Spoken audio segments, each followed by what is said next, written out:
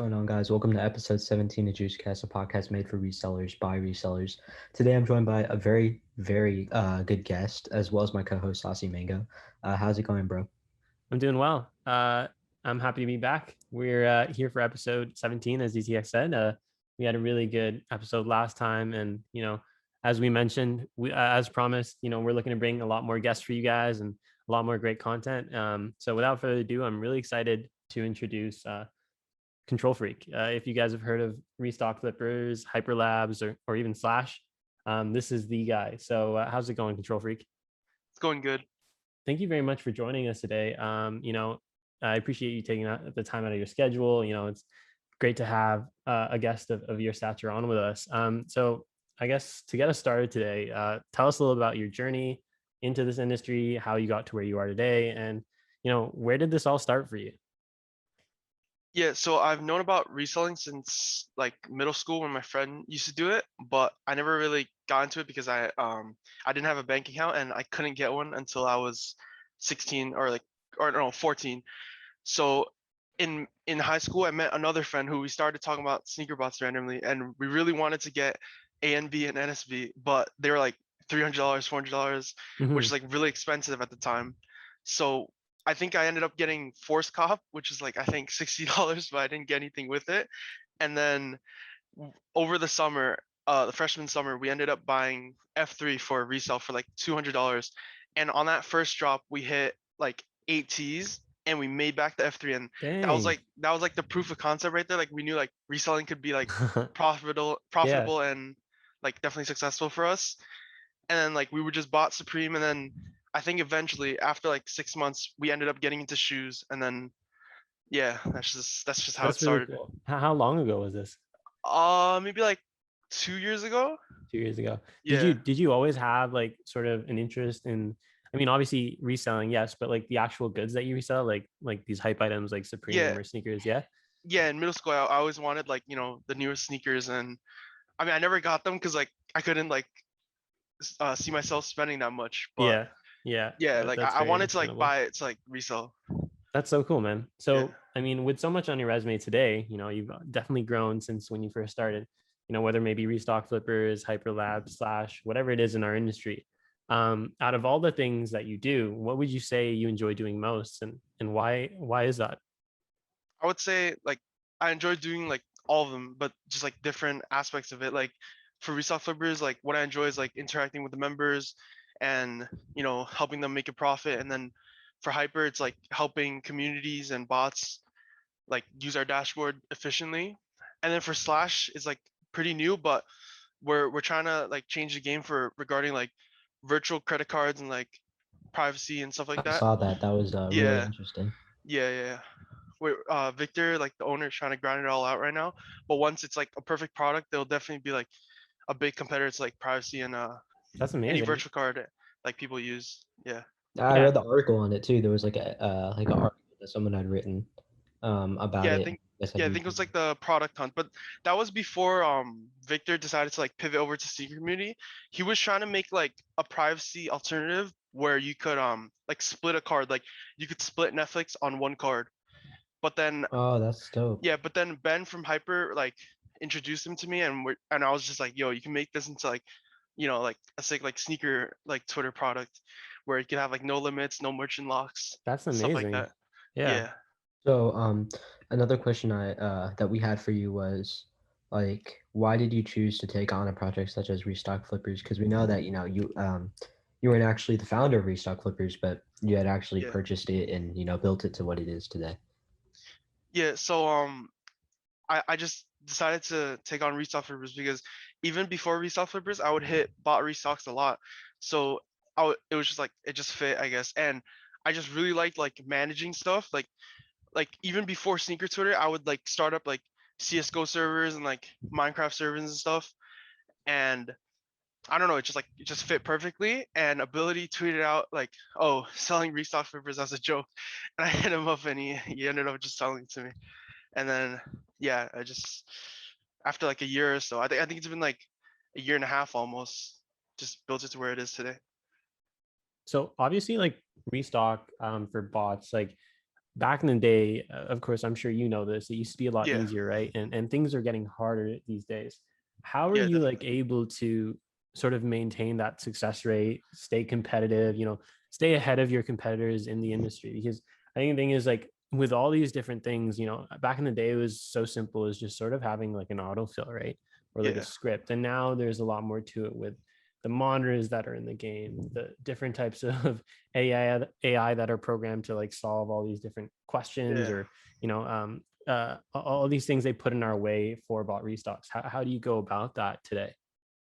Well, yeah, it's right in the past. Like when I first started going for bar restocks, I don't even think there was an autofill until this guy named Erez. He made Say autofill, and that was like the first ever autofill. Hmm. And and then I remember like you used to have to click the link like manually, like with your mouse. But I think Nova, he made a like Flips IO auto clicker, and it would just open the link for you like by itself, and that was like Yeah. revolutionary at the time.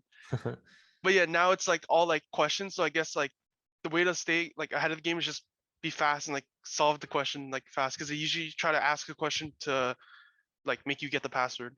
So with Hyper, on the other side of things, right? Your support staff for them. Tell us a little about that experience that you have with them, and like, what have you taken away from this position? How is it different from the other work that you've provided in this industry? I would say like it's different because you're dealing with clients instead of like customers, and like especially when they're trying to like sell memberships to like their group or their bot, like you have to provide support fast, because if there's like any issue, you can't just like let it sit there and you know not deal with it, because there's like money on the line, you know. What do you think has played an integral role in Hyper success, having processed nearly $6 million over 3,500 communities?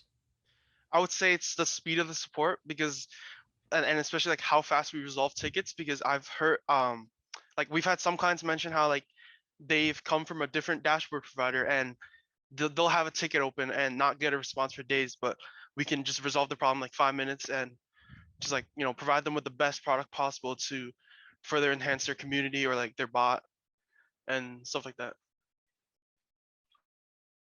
That makes sense. So, can you kind of switching gears, like going over to what you do with Slash? So, as an admin for Slash, like what is that service, and do you kind of mind sharing a little bit more? Yeah, so basically we're trying to tackle a lot of the problems with the current virtual credit card providers, like for example for privacy, they're merchant locked, so each card you generate can only be used on one store, and then also you're limited to like I think like 20 cards a month. But with Slash you can generate, I mean it's depending on like which tier of subscription you're on, but Hmm. you can generate like let's say 50 cards, but each card can be used on like 6 stores, so it doesn't really matter. And Okay. then yeah, and then another problem with privacy is also the limits. Like I know I have a friend with like I think $100 monthly limit, so you can't even buy one shoe with it. And then yeah, but with Slash you can just use as much as you deposit into your account, so Yeah. there's no like barrier. Yeah. So actually, I'm not sure if you know this, control freak, but I'm actually from Canada, right? Yeah, And so the sort of difficulty we have as Canadian resellers, and I'm not sure if it's the same for people down in the EU and other parts of the world, is, but we don't exactly have at least easy access to services like that. Um, is Slash going to be available for people like yeah, me? So yeah. how does that work?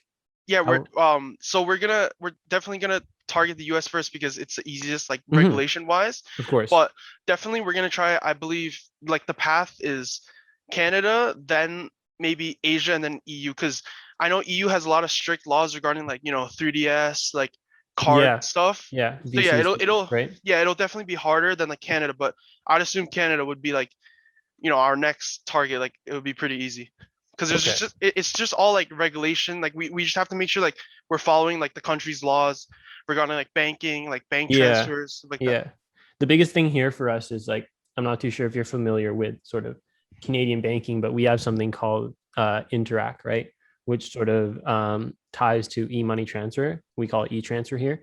And that's Yeah, sort of what regulates our ability to transfer money, move funds, things like that. Whereas in the US, you're able to sort of have more of that decentralized stuff, whether maybe Cash App, Yeah. Zelly or all those things. And so that's why we're not able to do that. But I'm really interested to see, how you're able to maybe bring that here. That would be really cool. Yeah, definitely. It's on the list.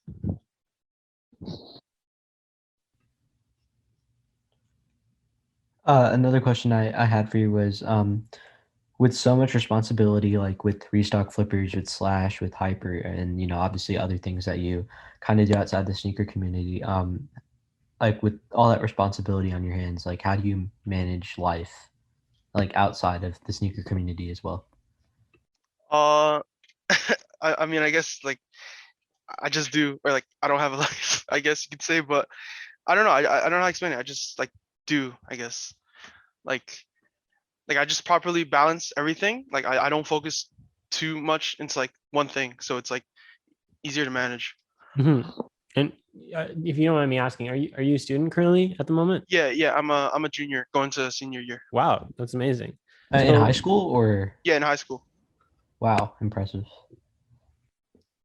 going back to sort of DTX's point in terms of like management, like do you have like a specific sort of how do you manage your tasks? Because obviously you have different responsibilities, different things to accomplish. Is there a specific method you've used that you find is like very helpful or that has helped you get through? I'm sure it was a little tough at the start, because everyone sort of has their bumpy parts along the way. Yeah. So how did you sort of overcome that, or what are some, maybe, I guess the better way to put it is, what are some difficulties you face and how have you overcome them in the past? Yeah, so I guess one of the difficulties was when I used to own a proxy company called Retro Proxies, and Oh. like yeah, and each month we would like break even like in proxy cost wise, and we really never made a profit. So I just like I kept going at it for like I think like 2 to 3 months, Mm-hmm. but then like I just saw that like it's not gonna be profitable. So I ended up selling it to, I think it was Spectre Bots owner, because he could probably turn it into something way better with like his audience and I see. So, I mean, you said you started that you had that sort of previous project with a proxy company. Why do you think that sort of didn't work out? Like, if we have some avid listeners who tune into our podcast, and some of them are actually interested in like starting their companies or starting in sort of their own entrepreneurial venture. What would you sort of give to them in terms of advice, or what would you tell them about specifically indulging in the area of proxies? well, I would just say for proxy companies, it's a bit saturated after everyone found out like you could just resell from big name providers. Well, Mm-hmm. which means like if you want to start a proxy company, you got to find like a good reputable like low key, I guess you could say, like provider. So like no other proxy company is using. So then you can have the best proxies like to yourself, so you can provide people with it. Okay, that's cool. Really quickly, you said that we have a lot of avid listeners. So, Control Freak, you were actually one of the most requested, uh, like one of the most requested guests that we've had to date. Mm-hmm. Huge shout out to Smoovito Kells. He actually DM'd me saying he was one of the first people to DM me saying that we have to get Control Freak from Restock Flippers on the podcast. So glad we were able to get that to um, come through and happen. Do you mind sharing about sort of Hyper's success and like how have you been able to keep that afloat? Like what are some things that as a staff member there, what have you noticed that they do to keep their business so successful? Yeah. So I guess this is like a problem with like everything in general, not just dashboard companies, but usually customers and clients they'll be like afraid to give suggestions because they don't want to like critique like their the owner's work, right? But Mm-hmm. so like how I started as like the support staff was because I used the dashboard myself for Restock Flippers, right? So like I just like ended up being support, and I would just tell them like my feedback on the dashboard, like on what to add, and like Yeah. yeah, like what the community is saying like regarding like like what like the functionality of hyper dashboards and like stuff like that, because Ben wouldn't be as much like in the sneaker community, I guess you could say. So I was just like helping out with like the feedback and like responding fast like tickets. Mm-hmm. And so, I mean, you mentioned that there's sort of like a dashboard company, right? Like they sort of help companies looking to automate their services, make everything a lot more organized. Like if there is someone, like we mentioned, sort of the idea of like being entrepreneurial, starting a proxy company, or maybe even someone who wants to start a cook group, how does Hyperlabs come in and make that easier for a user? Yeah, so the main part about Hyperlabs is basically you don't have to pay until you exit beta. So it's perfect for like, a new company. So you don't have to have any like upfront startup costs where like, like for a proxy company, you have to drop like, like a lot of money on like a proxy dashboard in the beginning. But Mm-hmm. or for other cook group dashboards, you have to drop like $500 a month for the dashboard itself. But for Hyper, we take 5% of your like revenue. So all you have to do is just sign up, and if you're in beta, it's free. Oh, wow. And is there like a specific process that, people have to go through in terms of like an application or anything like No, that? no, no. We like simplified the onboarding process a lot. You just go to our site and just sign up, and that's literally it. You just sign up, link a Stripe account, and you can just create plans, create releases, do all that. That's amazing. So, I mean, for those of you who are still listening right now, you heard it here first. Hyper makes things easier for you in regards to maybe starting up your own idea or looking to indulge in our industry and expand. I think that's really amazing. Thank you very much. Yeah, Yeah, no problem. that's actually really cool. And for anyone else that listens to the podcast and wants to request a future guest like we did like we had today with Control Freak, just DM me or Saucyy Mango on Twitter or Discord. Our Discords are displayed on the screen as you're watching this if you're watching this on YouTube, and our Twitters are linked in this description below, as well as Control Freak's Twitter if you want to follow him and kind of keep up with him. Saucyy, you want to add anything else? No, like I said, thank you very much for joining us, Control Freak. We hope to have you back with us, Control Freak, and it was a pleasure, man. Until Yeah, no next time, problem. guys. Peace.